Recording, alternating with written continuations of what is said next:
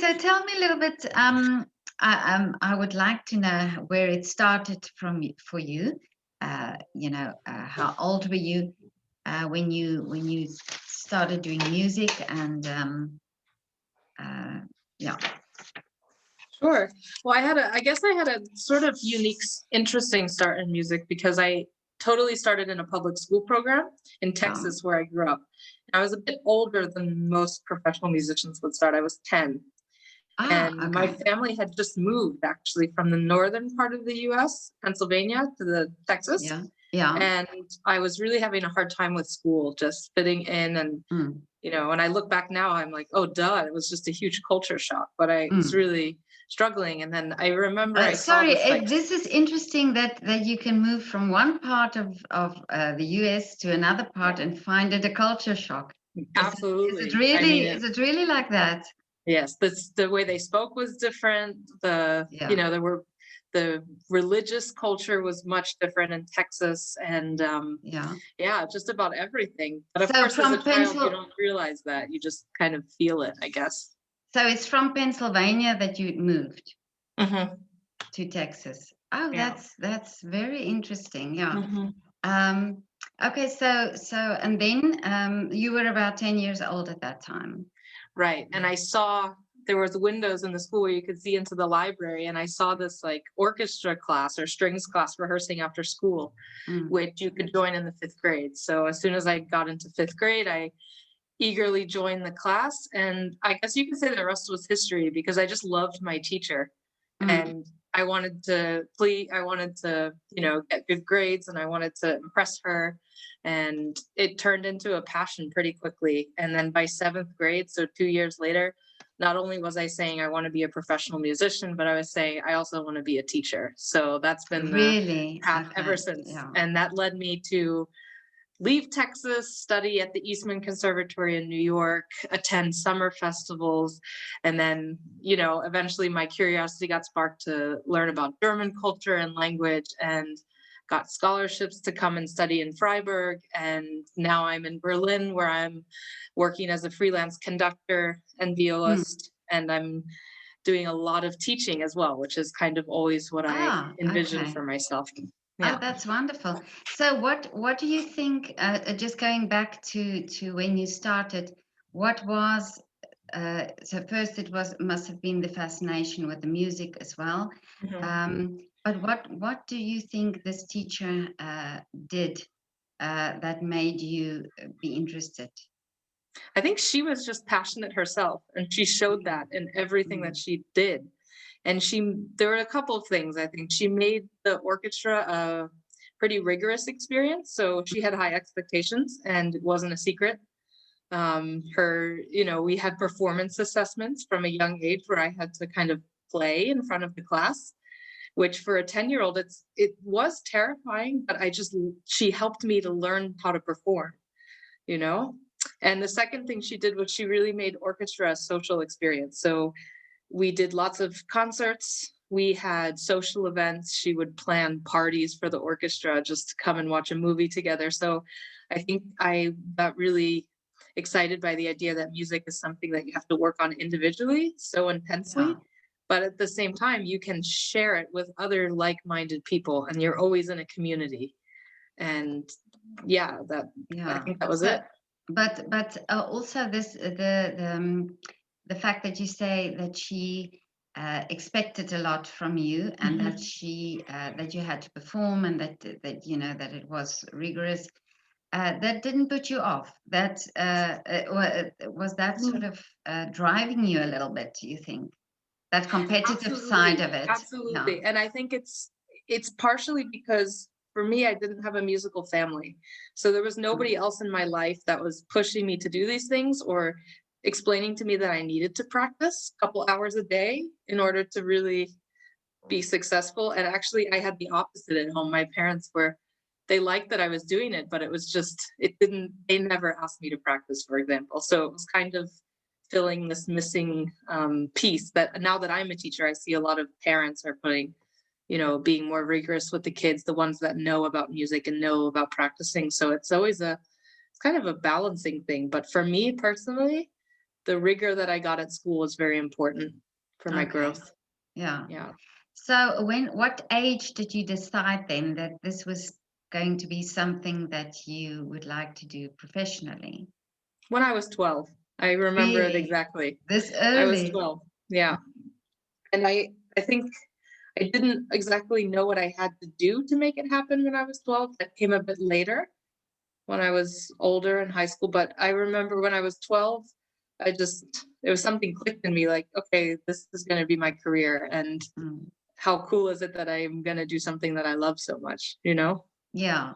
So was And that there then at that stage in school somebody that helped you, say, to go for auditions, or was there somebody who said, "Look, you've got this talent, and I'm going to mm, help you," or was it just something that you had to do yourself?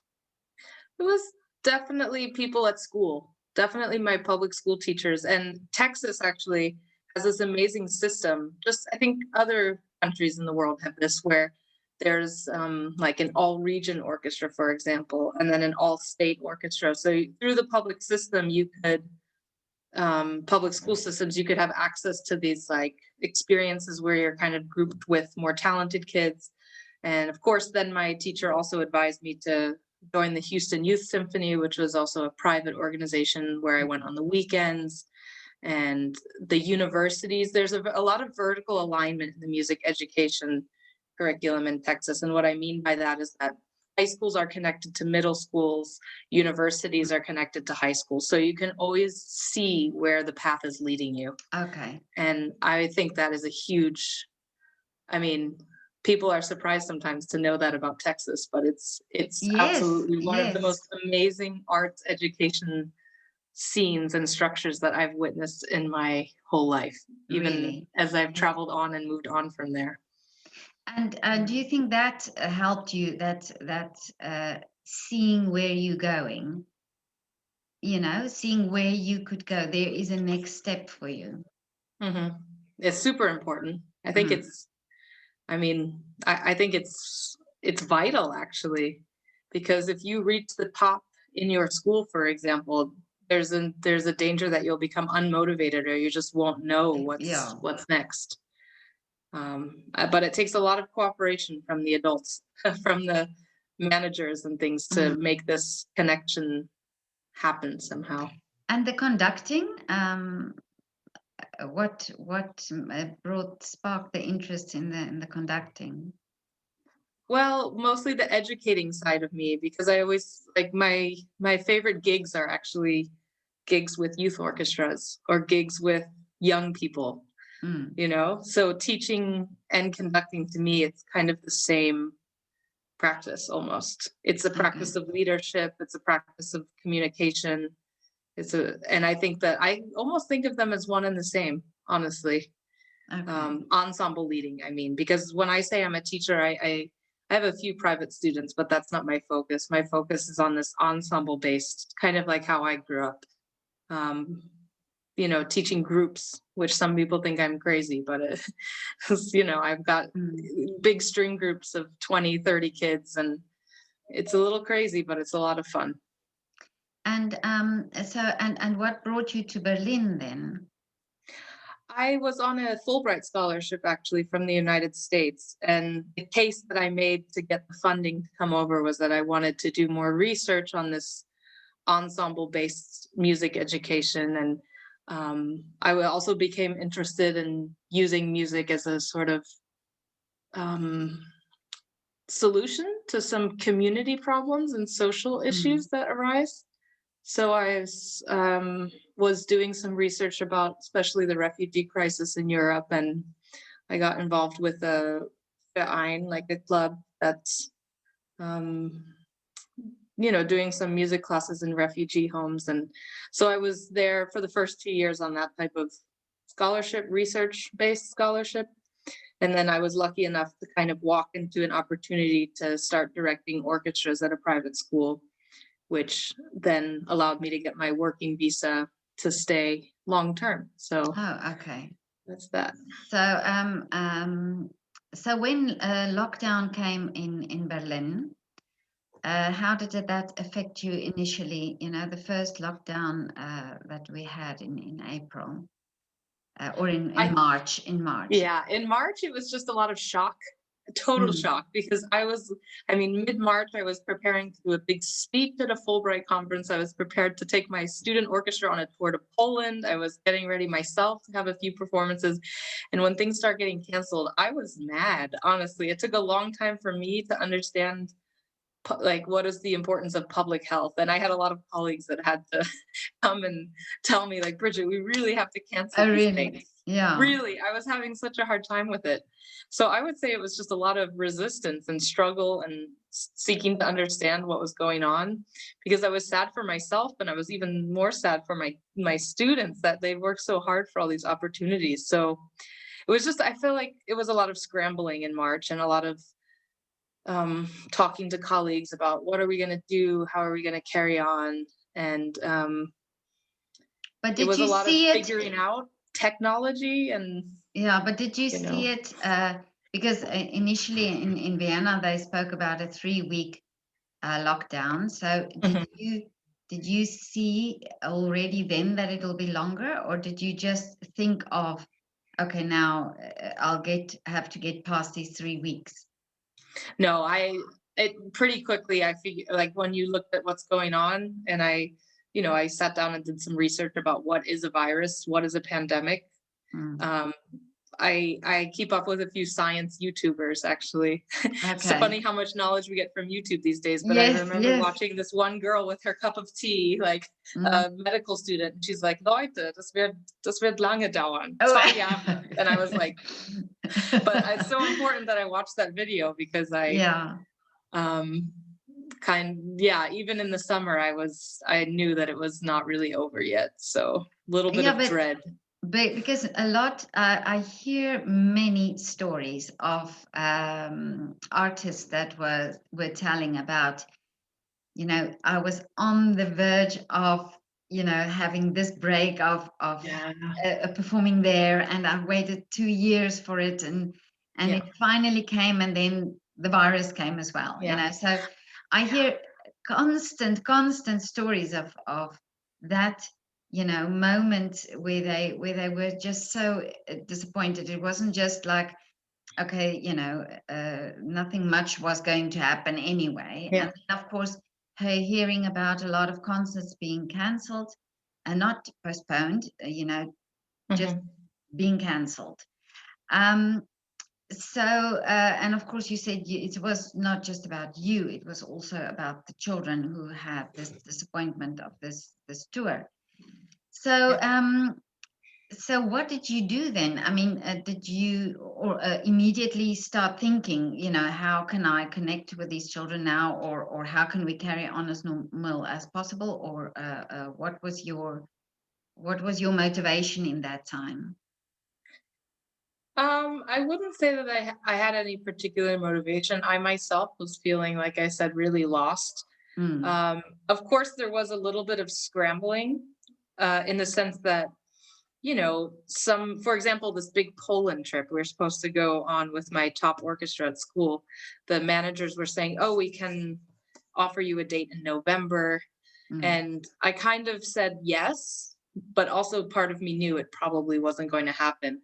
But I did kind of put on a happy face, and I almost call them like fake postponements, because I did want to tell my Oh, I students, like, hey, see. we're not just totally giving up, Mm. because younger people especially, they don't understand, why is this happening? And it's hard for me to keep my motivation as a professional, so I can't imagine what it's like for someone who's just coming up the ranks. And yeah, so we did, and if we kind of had to carry on. Just we started learning how to use Zoom and Teams and other digital platforms. So Mm. there was some creativity there, and just focusing more, finding different ways to reach people, and um, finding digital ways to teach. With my performance, I was way more unmotivated. For me, I never saw the lure of doing a live stream concert, for Mm. example. That's something that I was never particularly motivated to do, because I find that the number of people that will actually truly pay attention is so little, because so often we put on the TV to watch a concert or whatever, and then next thing you know, you're picking up your phone and you're ordering dinner. Or I just knew that I didn't have the quality of attention that I really wanted as a Mm. performer. So Yeah, yeah. that idea of virtual performing never really caught on with me so much. Okay. And the children, how did you motivate them? Because they still have to practice, and they still, and if there's, Yeah. nothing to practice for, basically, then Yeah.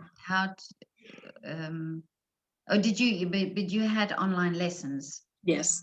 Okay. Yes. So just through repertoire, I mean, I wouldn't say that they were lit on fire with motivation at that Mm. time, but for me, and I think still, there's this value of just that you always showed up, that you never gave up on the lessons, or you never gave up on trying. And even if the kids were late or they were super lazy, or sometimes, they come to class and they're sitting in their chair with their violin trying to Oh, play. okay. There's this little value, I think, in just, okay, we're all here and we're Yeah, trying and we're yeah. saying hi to each other. Yeah, maybe because most people are still in their pajama pants. Yes. Yeah. Uh, but yeah, that's very. And so, of course, the process went on and on, and in summer, there was a bit of a highlight, I think, for Mhm. for many people. Was there something you did for yourself? I mean, what in the time? Because of course, some times was spent on lessons. But Mhm. was there a process in you, like that you started thinking, well, there's something else I can do in the meantime? Yeah, that I never had time for example. Mhm. Well, yes. I think just in a more general sense of slowing down and Mm, like enjoying my home life, finally learning how to cook well, these little yeah. things, and just reading a lot more and learning to play chess, some. Oh, yeah, And yeah. actually, now that I'm thinking of it, one weird side effect is that I was really doing a lot of research about how to get my kids more motivated.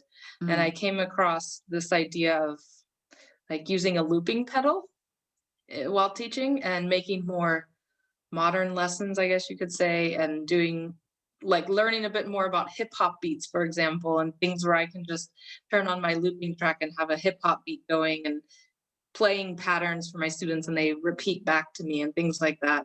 Oh, So that's I interesting. started following a few people and trying to learn how to play violin and more in different styles, I guess. So that was kind of interesting. Oh, that's interesting. Yeah, and Yeah. for the children then as well, Yes. because it then opens the mind up to different ways of doing it.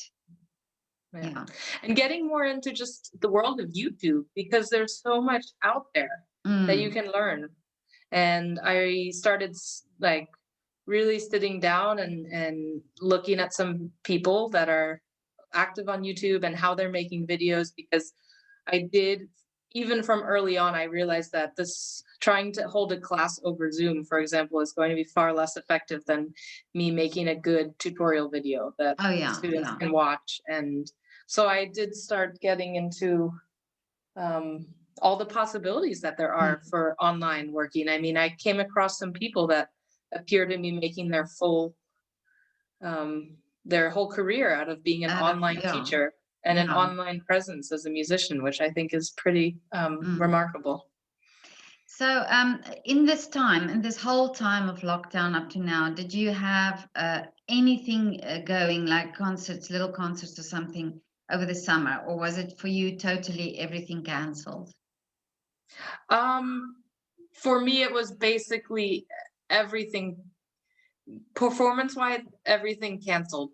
Mm. Um, I did a few like private Zoom events, for example, for this Verein Mitmachmusik for refugees. We needed to keep fundraising somehow, so that was taking up a lot of my energy. And I did a few private concerts for donors, like over Zoom. And Okay. although I said I was against it, it did sort of surprise me how funny it was to be, um, Yeah. after you finish a movement, everybody's just applauding over the screen and your computer is just applauding you. It's a bit strange. But I heard a musician telling me that in Sao Paulo they do these concerts, these Zoom concerts for people in hospitals, Mhm. and or anybody really can call and or make this meeting, and then they play. And he said that it was for him also wonderful to see, because it's almost as if there's a contact when it's for one or two people that you're doing it. And of course that's a different way, so we can look at the two sides. We're saying, while teaching is difficult on Zoom, because I mean you don't have that contact with the children. Mhm. But then on the other hand, there's the possibility of cheering somebody up in their room, or when they're all alone at home, by Right. this. So there's maybe these two sides of it. Yeah. So what do you think about artists doing little concerts online, for example? Because I also hear the two sides of it. So I've spoken to a pianist in America, in New York, Simon Mulligan, and he Mhm. does these little soiree concerts every night, and he Mhm. plays a little tune, and I say tune, he plays music, and Mhm. also some things that he loves. And he said that for him, he enjoys it, and his friends listen to it. But then I get other artists that say completely the opposite, saying Mhm. I'm against making music online because it's for Mhm. free. So what is your opinion on this? Yeah, I mean, I can appreciate the perspectives of people that enjoyed it. And I've also had friends of mine that said that for them it was vital to keep Mm, them motivated.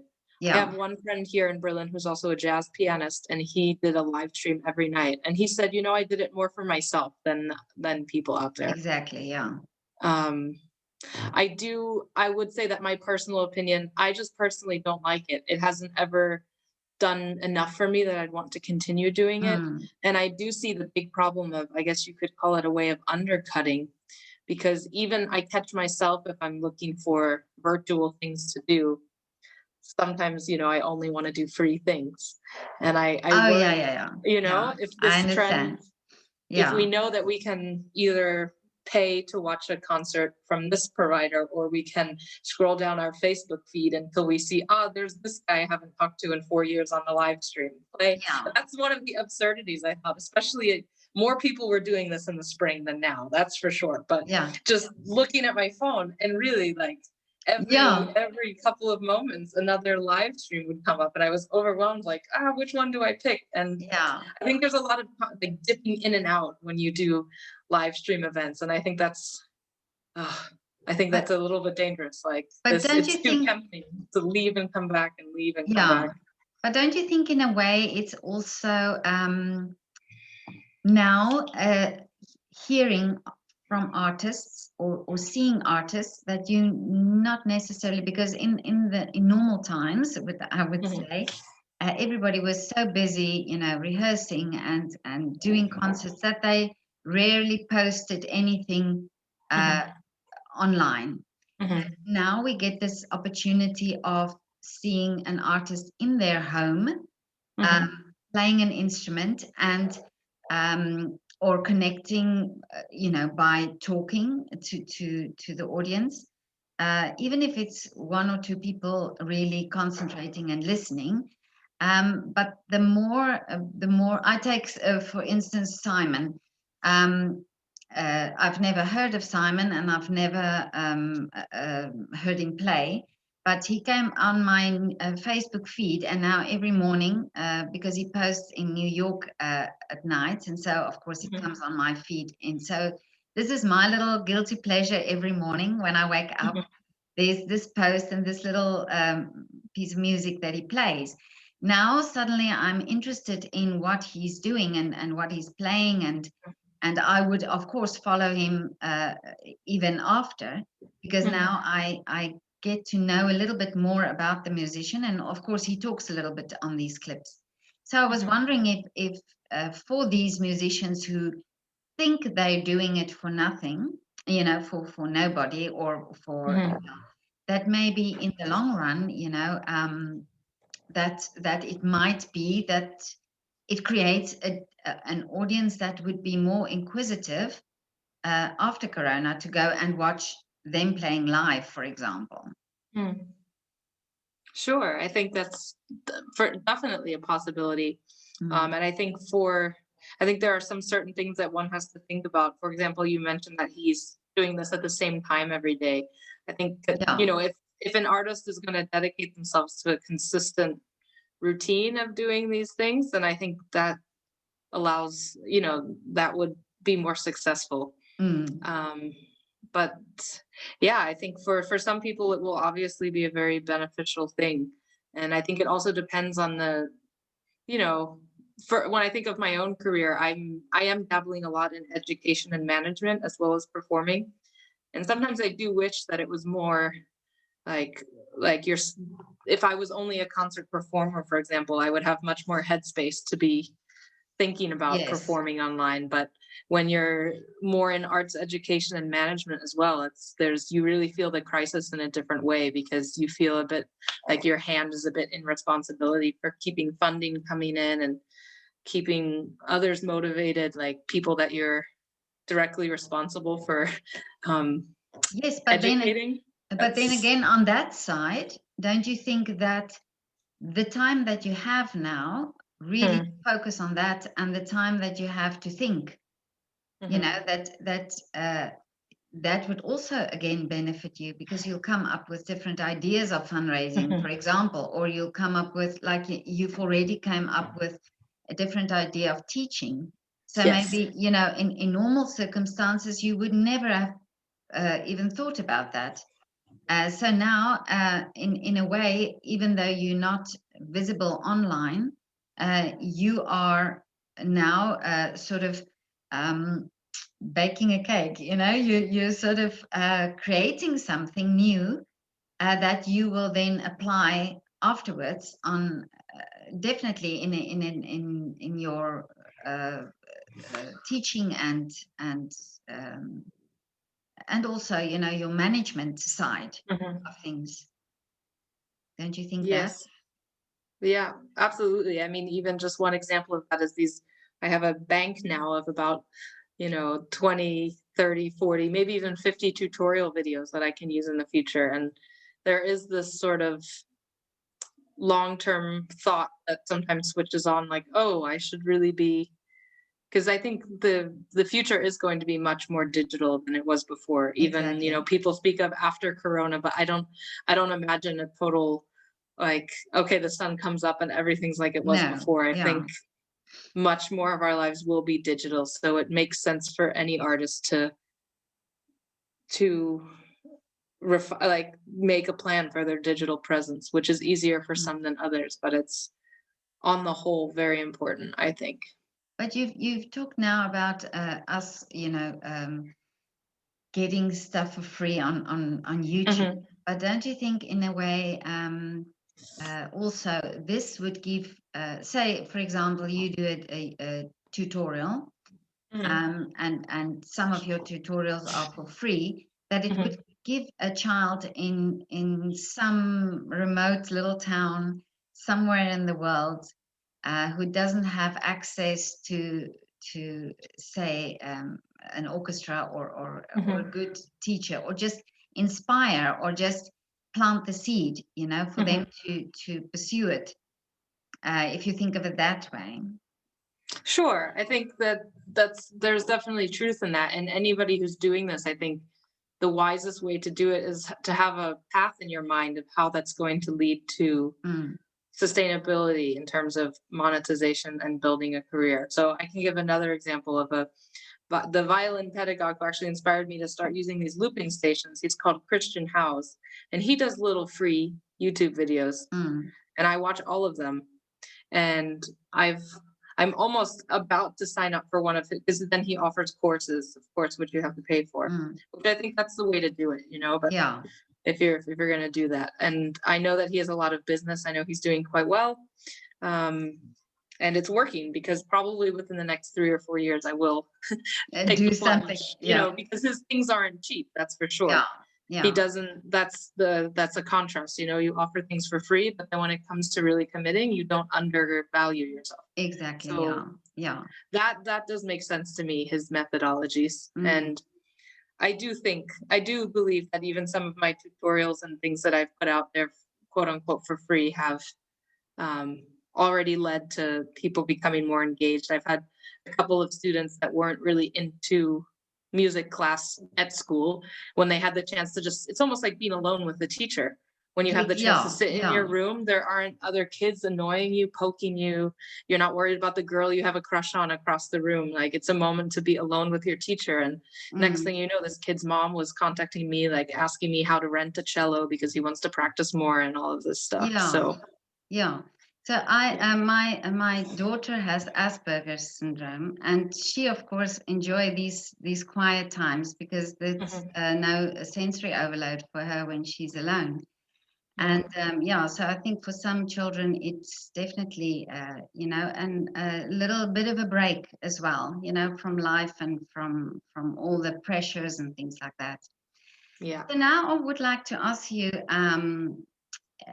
in the time that I've spoken to the many artists, sometimes it comes up as if artists have this feeling as if they're not appreciated, or if they're not really appreciated, I would say valued, because of the circumstances of the concert hall being closed, and it's almost as if when they started doing these little living room concerts, that's also now not possible anymore. So do you think it's a matter of that artists are not valued, or is it that classical music are not valued, or do you think it's the arts overall that's not valued? Oh, I get asked this all the time, and I always have a funny answer, because I don't think it's a question. Like, the value of art is very different than the value of like a first responder, for example, because you don't see the effects of it right away, right? You don't necessarily, you're not going to feel an immediate change usually after you've been exposed to art. It's like more of a slow moving change, but it's a very important one. So I would say that some people lack the patience, I guess, to have this long-term frame of mind when they're making decisions about to what extent the arts will be included or not included in different situations. But I never feel undervalued as a person or as an artist, because I know so certainly how important what I'm doing is. And I see it every day I work with over 250 students. So of course there are frustrating things, and sometimes I see quite the opposite, where people do appear that they're not valuing me. But even if it's just a handful of people that really catch on and it really changes their life, to me, that's enough. And I have a pretty big confidence that what I'm doing is valuable, and I don't ever feel threatened, even if the government shuts down even if I can't go to a concert hall, I still know that it's valuable and that it will take its place when it's able to again. Do you think it's because you work with children, and you think, younger musicians, and you see, you get that response back, For sure. what you're doing? Yeah, for sure.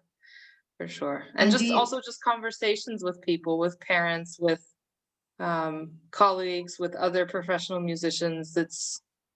Um, it's pretty clear. And I think I'm lucky to be living in Germany, because I do feel that in comparison to other parts of the world, my friends that are freelancers, they're getting, sometimes it comes very slow, but they're getting the aid packages that they've been promised by the authorities. They're getting taken care of just as if they were working any other job. That's not able to function right now. yeah, and do you think it could be that because I think what I've realized also in the process, was that artists almost get some energy, not all of it, but some energy from the audience, from the performance and from the feedback. So you get a lot of feedback and in different ways, not just, you're not dependent on a audience to give you the feedback. Do you That's true. think that could be the reason, that because now suddenly it's they can't give, they can't give this music or what they are like, the dancers as well,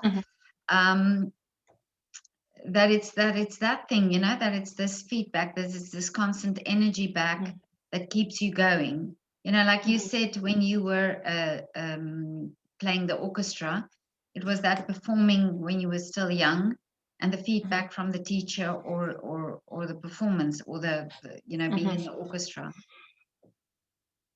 Yeah, definitely. And that could also explain why my personal situation, I've been more motivated to carry on with my teaching responsibilities than my playing responsibilities, just because I'm getting more feedback and I'm guaranteed contact and things like that.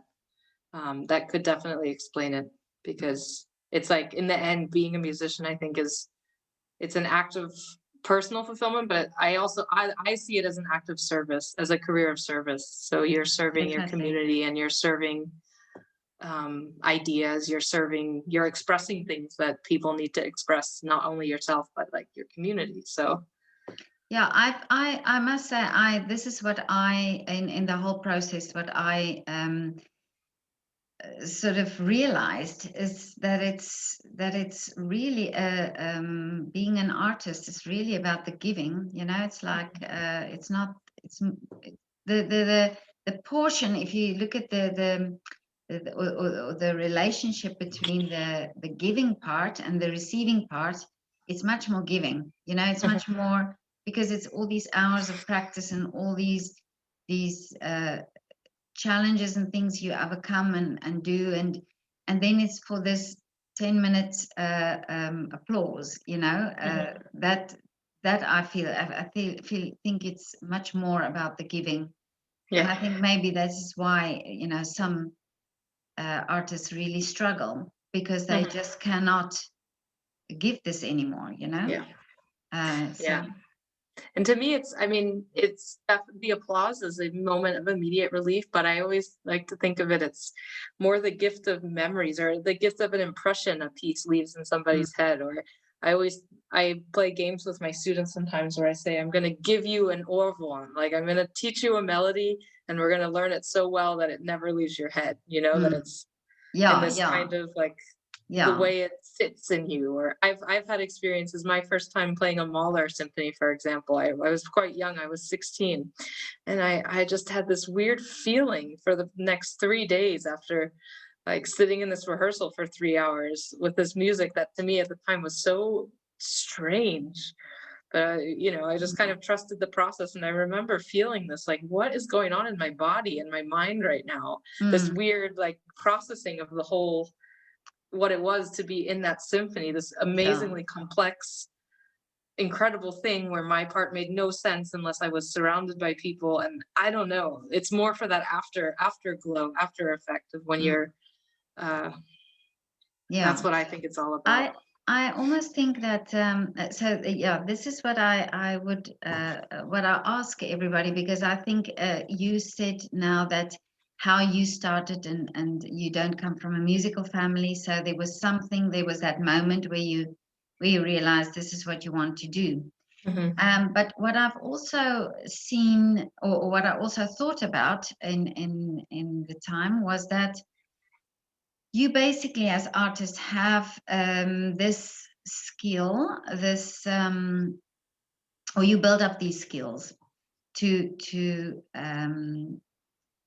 to overcome things, to you are motivated to do something. You motivate yourself, or you said you motivated yourself for practicing because you knew, you had to, and you were part of this group, and of course there must have been disappointments on your way as well. There must have been times where you doubted yourself, or where you had to play a piece that you didn't really enjoy, but you had to do this exam or whatever. Hmm. So if you look in the time that you trained and that you studied, and even now, there must be times where, you know, things don't turn out exactly how you wished it would.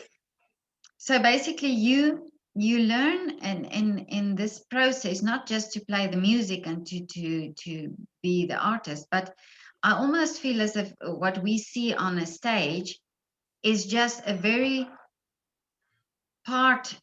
small part of this, of the artist and the art. So there's a lot coming before this um, music that you produce.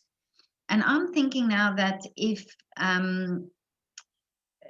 you know, how can we uh, try to get children, or try to get schools to have children. So you said in your school there were many possibilities.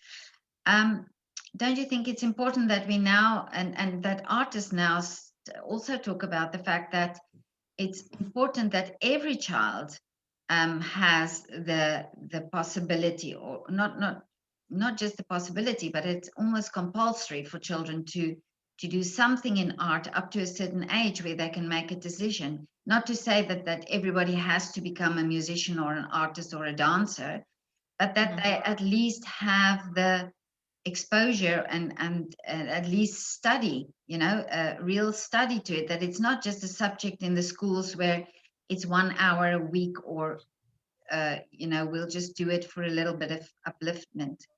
Mhm. Yeah, I mean, you're absolutely. This is a battle that I'm fighting every day, because even though I'm employed at a school that claims to value the arts, there's still this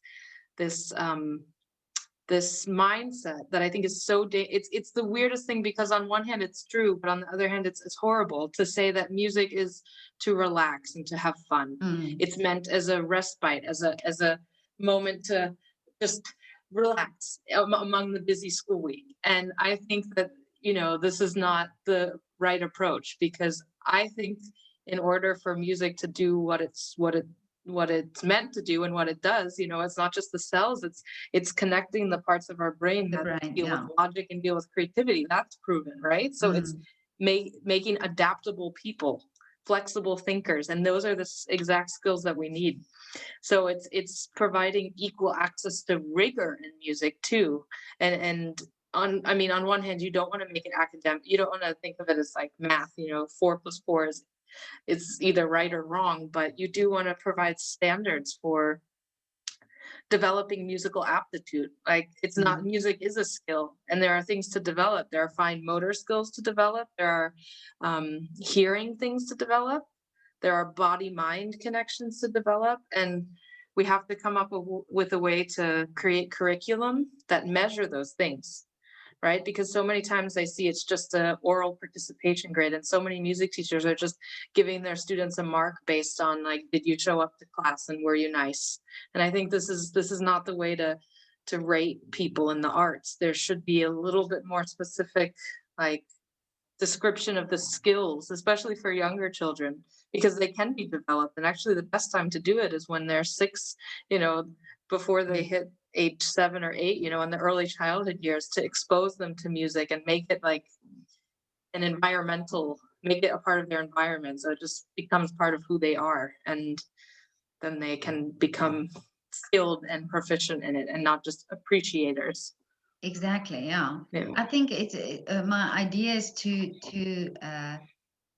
or my thought about it is that you know, that will also give them not just uh, you know, the musical, that development, but then also these life skills, you know, because you see many times in dancers, for example, who have to retire at the age of 40, and they go on in other careers, they always make a success of it because they have these skills, you know, these life skills of not giving up, you know, and perseverance and motivation, and it's almost as if we can then get a society where people are more self-motivated, or when young children, so when they decide at a certain age this is not, they're not going to become professional musicians,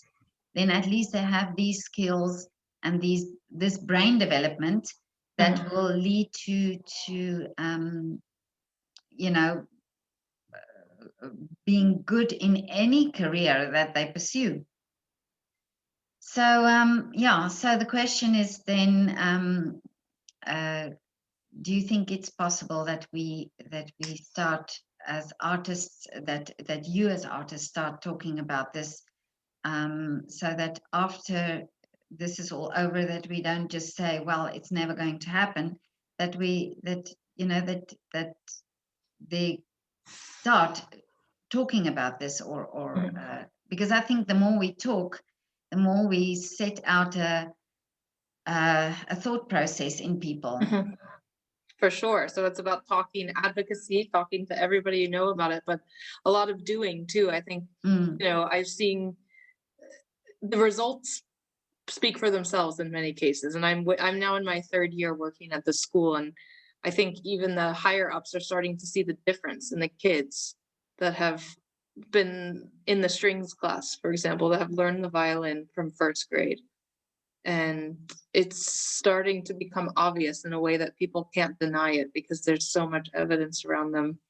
And it works, it works. And I see this from the refugee program too. We've been working with some of these people for 4 years, and the way that they've changed, not just because they learn how to put their fingers on a guitar, but because they're open to meeting new people. They know how to they're better communicators. If they have a problem that's coming at them in life, they're like, okay, how do I break this down and really exactly work on this? That's my point. Yeah, exactly. It's a lot of pedagogical training, I think, that needs to be done for artists, because I run into a lot of artists that really like the idea, but it's like how to actually effectively reach kids, and how to effectively train. It's a skill that's another skill, right? It's a different skill than learning how to play a concerto. So I think of teaching as an art in itself. So I'm always looking for feedback. I always want people to come watch what I'm doing and tell me what they think. Tell me if, feedback from, even just now in online school, I have so many colleagues that are getting so frustrated with the parents. They're getting like, oh, the parents are always sitting in on my lessons, and they're sending me emails, and I just wish they would stay away. And I write my parents, I say, please sit in on the lessons. Please look at what's happening, let me know if something's not going, if you have an issue. And I know how to field the issues. I know which parents have a legit concern and which ones are just, not, I don't, but that's also from my training as a musician, right? I think that too, because I went through all of these years of playing for juries, going through exams at school, where sometimes one judge would, I've had performances where I got like three 10s and a 2, sometimes you just get a judge that doesn't connect with them. And that's always going to be in life. So I don't have an issue with getting feedback from anybody. Yeah. So, but you are very inspiring because of what you do. It's amazing. I really, I think it's wonderful, and how you do it and how you approach this. Your whole thought process around it. It's really. I think this is what is really needed. So just one. There's a composer in Stuttgart that told me that he went to a school, I think for 3 days, and the young children, they didn't have any background in music whatsoever, and they did little composition. He did little composition lessons with them, and he said it was amazing what they came up with. And this is what's saying to me that it's in us, that it just has to be explored. And maybe it's this, you never know. It's like this one cellist said to me that it's not about the applause for him, it's about the people he touches. It's always this one person that comes out of the audience and saying, I really wasn't feeling coming here tonight, but you just touched me very deeply with this playing. And I think it's almost like this as well, that what you're doing is that one child that that you touch, or that you've um, helped to develop into an artist, or whatever person, that this, like your teacher who had this impact on you, and now you are teaching as well. So it's that thought that I always believe. It's not, we live in a society where it's all about the likes. How many likes do I have, and how many people like me, or how many people like my photograph on Facebook? But we forget that you only really need to touch one person to make it worth it. So, yeah. Yeah, definitely. But Bridget, do you ever come to Vienna? I've been a few times. Okay. Actually, my one escape from lockdown this year was in the summer. I managed to come to Really? Vienna and Oh, Salzburg. Yeah, I caught the first few days of the Festspiele in Salzburg, and yeah, I stayed in Vienna for a week, and I just love to sit in the coffee houses, and oh, yeah. But went to the Music House Museum, and just did some of the, But then you I know. would ask, if ever you come again, that you please write me, because I would love to treat you for a coffee and a cake in one of the coffee houses. Oh, thank you. I Yeah. will definitely do that. But before we go, I just want to ask you, what is your wish for when things, I wouldn't say get back to normal, but Yeah. what is your wish for a new normality? Oh man, just that more people are playing music. More schools are requiring orchestra. Yeah, That's basically, like you said, it has to be a requirement. It has to be a standard. This yeah. is how we do things. People can see the importance of it. I think there's a little bit of hope that it will like rush over people when we can all go out again and things like Mm. that. So we'll see. And I just And hope that my personal students can finally go on their tour. That's that's gotta yes, happen. That's yes, gotta happen. Yeah. because the touring, the tour, the music part is one thing, but the touring, the togetherness, and this feel of belonging somewhere is also very Yes. important for children. And feeling like you can travel. This is for me, wherever I go in the world, the minute I hear an orchestra tuning, I'm thinking like, oh, okay, Yeah, I'm familiar. yeah, yeah, This is familiar. yeah, And yeah, that's the power of music. yeah. Well, Bridget, wish you all the best, and really, this has been such a lovely conversation, and so positive. Yeah. So Well, thank you so much. I Definitely. thank you, It's nice of you. Bridget. Have a lovely day, and I hope that we could have our coffee one day in Vienna. Okay, Absolutely. Bye bye. bye.